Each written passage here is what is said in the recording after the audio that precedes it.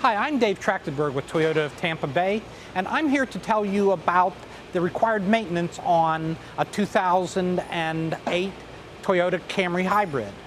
Great news, folks. The Toyota Camry Hybrid requires no additional maintenance compared to a gasoline-only vehicle.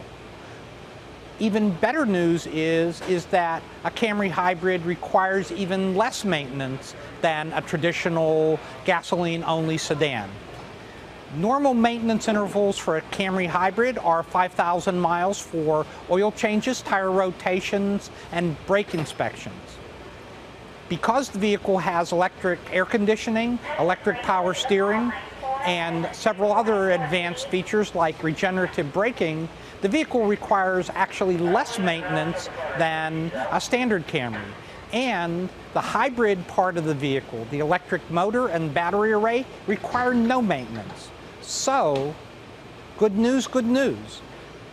A Camry Hybrid sedan requires routine maintenance, 100% what you're used to servicing a traditional sedan, and over the life of the vehicle, you will find that the maintenance requirements are even less than what you would find under normal expectations.